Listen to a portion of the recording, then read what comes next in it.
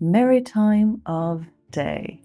Um, this is not technically an Ask Textile History video, but it very easily could have been.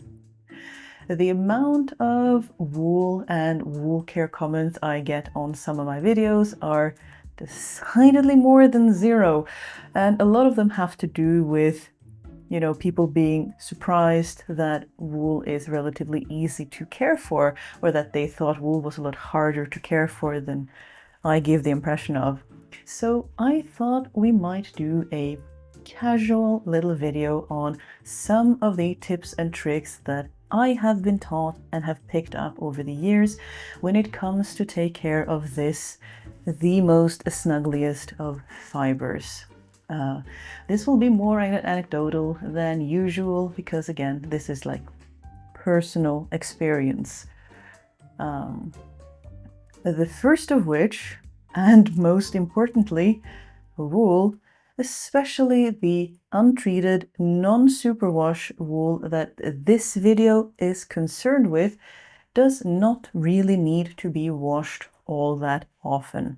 That may seem like anathema in today's day and age where anything and everything gets thrown in the laundry hamper after only a handful of uses or less, but it is true.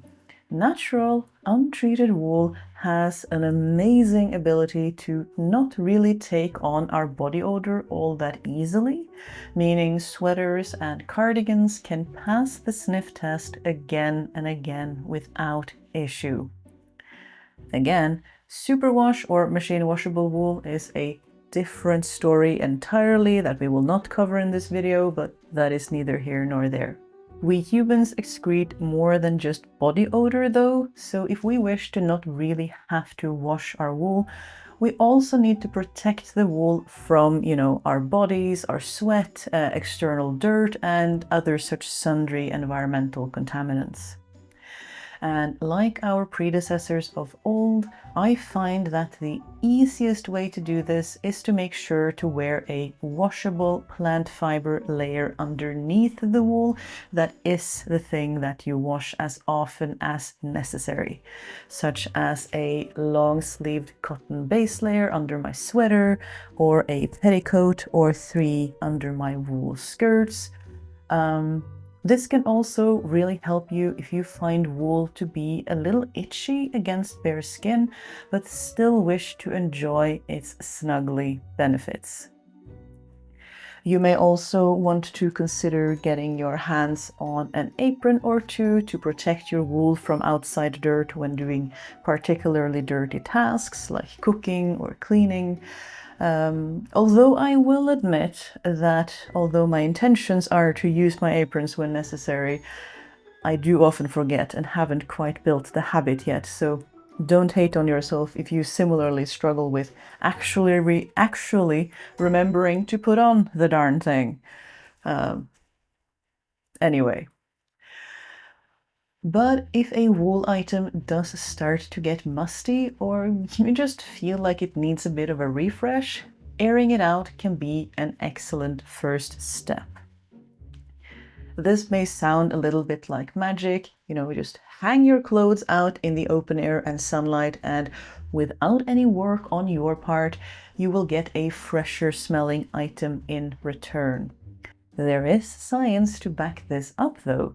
The UV rays of the sun are powerful and really good at breaking down things like bacteria walls, mold, and mildew given time and exposure.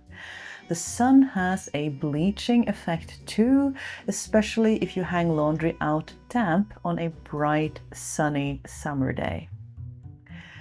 If you do not have access to direct sunlight where you live, a good airing out can still do a lot of good. Even without the assistance of the sun's rays, leaving clothes out for a full day will still have a lot of air moving through it, and that can really help carry away those, smelly molecules that may have gotten stuck in your clothing a lot faster than if your clothing was just hanging in a closet or stored away in a drawer.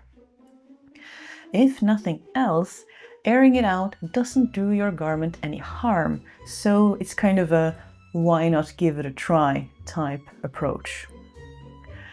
Another non-invasive, worth a try type method is snow cleaning. As the name suggests, this will only be available to you if you live in a region that gets snow and temperatures that get down to less than negative, say 10 to negative 15 degrees Celsius, or around 5 to 14 degrees Fahrenheit at least. What I would categorize as a dry cold, where you can feel your nostrils sort of stick together slightly as you breathe, and the snow is making that crisp, crunching noise under your shoes as you walk.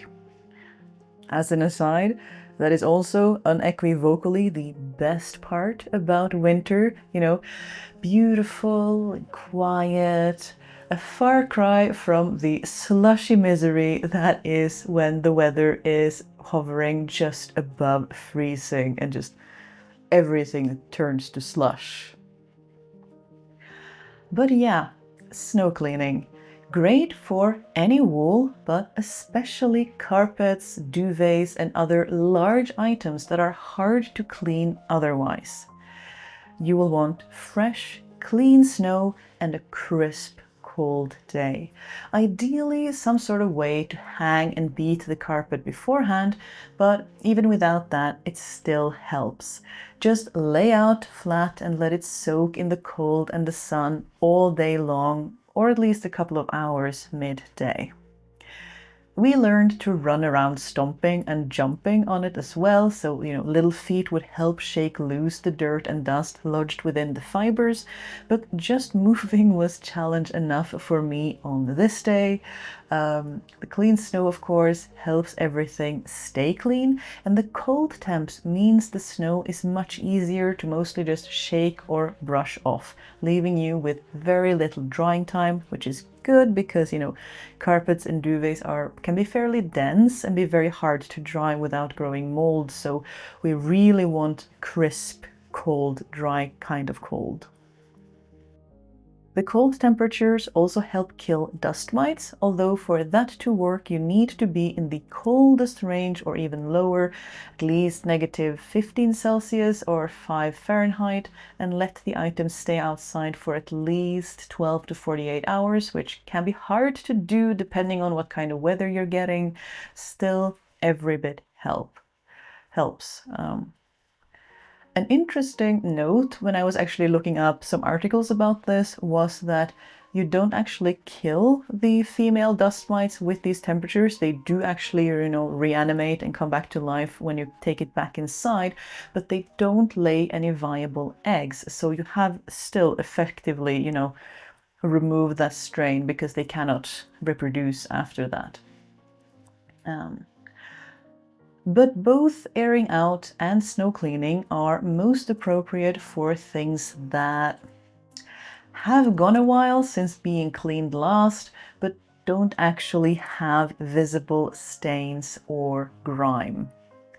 For stains, wovens and knits are treated slightly differently, but first and foremost, if you see a stain resting on top of the fluffy wool fibers away from the main body of the wool, please, for the sake of your own garment, do not rub the stain further into the wool.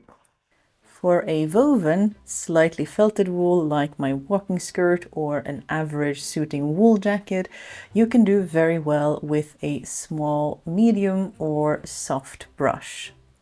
You let the stain dry completely, such as a muddy hem or, unfortunate flower accident, and then give it a brisk brushing down and away from the garment.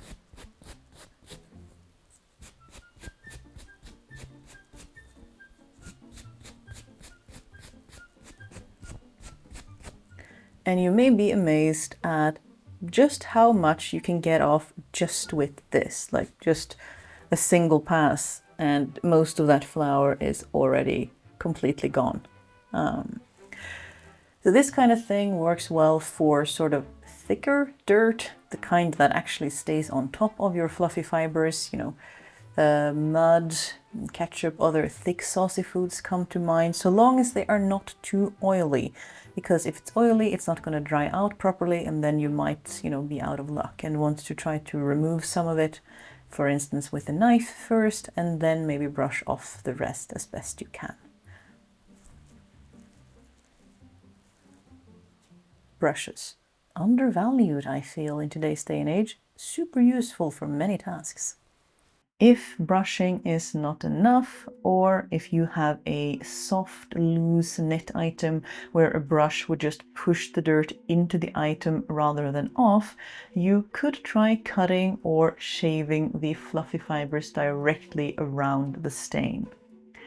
Just sort of use your nails or a knife or some kind of flat object to grab the stain and sort of remove it, pull it off the wool as gently as possible without pushing it into the stain, and then grab some scissors and gently snip the remaining contaminated fibers.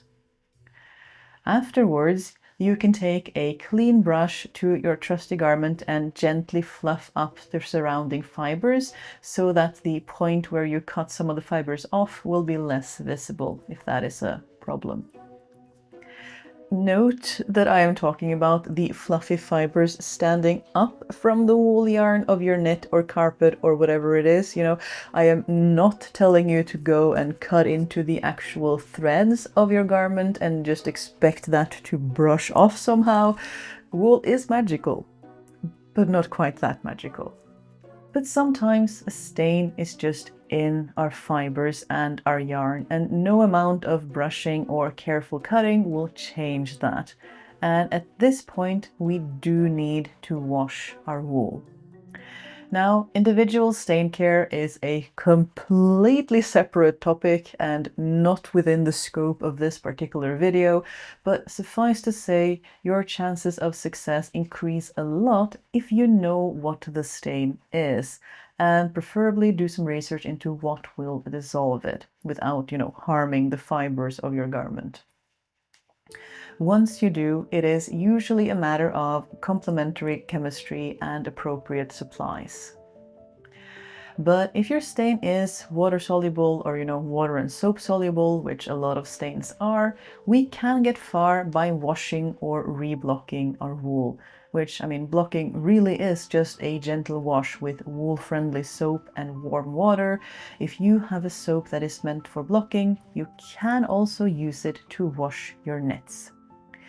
And I do put a lot of emphasis, usually when I talk about blocking, that it must be a wool-friendly soap. And the reason for that is that typical commercial grade laundry detergent these days will have active enzymes in the ingredient list.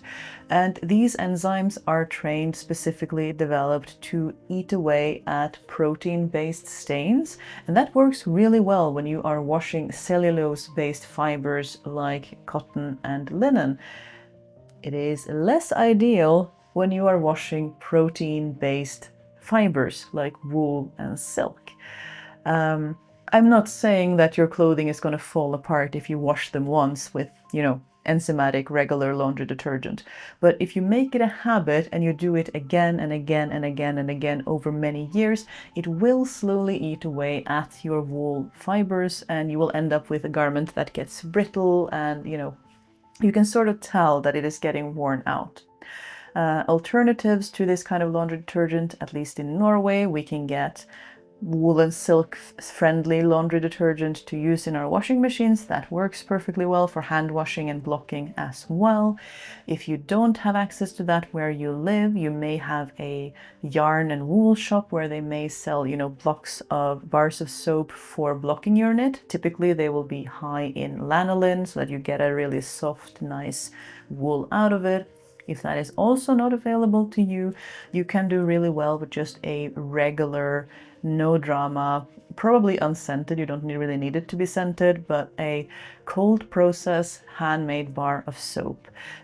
Just make sure that it is made with just, natural oils and fats, and then some lye, maybe some fragrances or other additives, though you don't really need them. But the key ingredient is that it's made by combining lye and oil, and together they make soap because the lye is reacting with the oil. This is a small historical thing, but historically, the way the soap was made, you could end up with what we know as lye soap, which means that lye is in excess compared to the oil, which means that you have still some unreacted lye left in the bar of soap, and you will end up with quite an abrasive, harsh bar of soap that will really, you'll notice that it's stripping away the oils in your hands, and you'll get really dry, chapped, red hands that can be quite painful. But these days, most cold process soap makers that I know are working with the oils in excess so that you get a safe, soft bar that is nice and kind to the hands. But historically, that was a thing that could be not very fun. Where was we? Blocking, right. Start by letting the woolen item and stain soak in the warm soapy water for a bit, and then maybe rub the stain gently to try to encourage it to leave your precious garment. Emphasis on gentle here, as you can felt your wool if you are not cautious. But if you're doing this by hand, you can typically tell if you are being too vigorous and the texture of your garment is changing. This seems to be surprising to a lot of people, so I will repeat it here because it is useful information. Heat alone is not what makes wool felt. It is usually a combination of heat, soap, and vigorous movement that causes wool to felt. So, the movements of rubbing the fibers against each other and that kind of thing. So if you needed to or wanted to, you can bring a pot of water up to just below boiling. Be aware that bubbles from boiling count as movement and can absolutely felt your wool. And place your wool inside to steep gently. If you have any bugs or bacteria that need to be taken care of, or even if you are plant dyeing. I mean, think about people plant dyeing wool. That water is often quite hot. The hot water will not felt your wool alone, but vigorously stirring it, like you are stirring a witch's brew, or wringing it out very, forcefully to expel a lot of water, rubbing it hard against a washboard or itself to remove a stain, or the slushing and centrifuge of a washing machine are all things that very well could felt your wool beyond the point of no return. And because this is the same as you would do when blocking a woolen garment, you do have to be just as careful with the drying as you would when blocking it. And as a last resort, if your favorite item is still stained at this point, you can either research more into what it takes to remove the specific stain you are dealing with, you can take it to a dry cleaner and ask them to help you with it, you could accept that it is now stained and demote it to general house and workwear, or you could overdye it a darker shade and hope that covers it up. You may have noticed in this short, long-ish tirade on the various ways I take care of the wool in our household, a conspicuous absence of the washing machine. The washing machine is an amazing device and I would not like to be without it. But similarly to how historically you typically tried to avoid having to wash your wool by wearing cotton or linen undergarments that were the things you washed, the washing machine was developed primarily with plant-based fibers in mind. The kind of fibers that can take a bashing and even come out softer for it. Yes, most modern washing machines these days have a sensitive cycle for things like wool and silk, and it is indeed a gentle thing. Hello, my sweet. Oh, am I wearing a cat bed?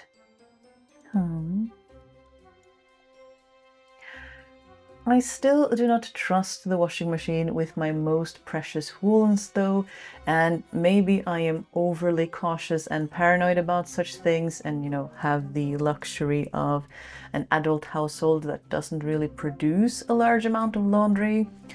But what I would use the wool care and appropriate wool safe detergent for would be what I'm going to call utility wool. by this, I mean things like long-sleeved, full-length thermal wool underwear meant for long days out in the cold, plain wool socks, tights, wrist warmers, and anything that I may be a bit miffed if something was to happen to it, but it wouldn't be a big deal. You know, those small everyday items that are really useful, but I do often have more than one set, or items where all the above steps have already failed, so why not try the washing machine as well?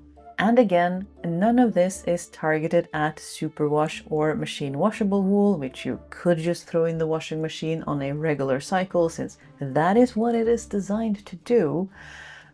If you want to know more about superwash or machine washable wool and why I don't really have a lot of it in my wardrobe, I made a video about that already and will leave a link in the description should you be curious.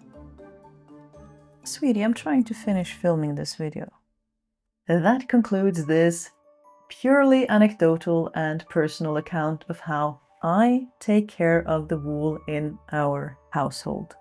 This is a field where your mileage may very well vary by quite a lot, and I would be curious, especially from other, climates, to hear what other tips and tricks you may have up your sleeve, so please feel free to share them in the comments down below. For now though, thank you very much for watching. May your wool stay crisp and clean, and may its warmth keep you cozy for many years to come. Bye! Look at my children. Pippy, you're stepping on the microphone, aren't you? Yeah. Or you're just being a lump?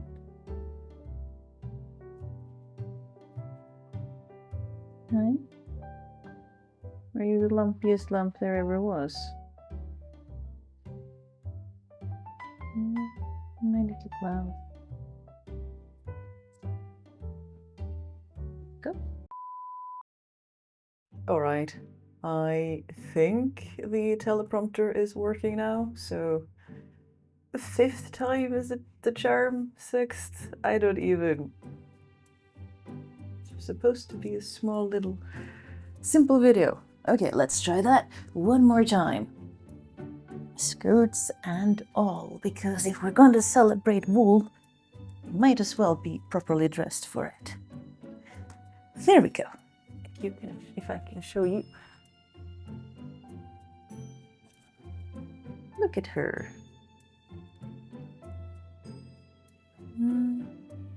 Nothing's better than mother wearing a wool skirt, is there? It's just a full-size cat bed.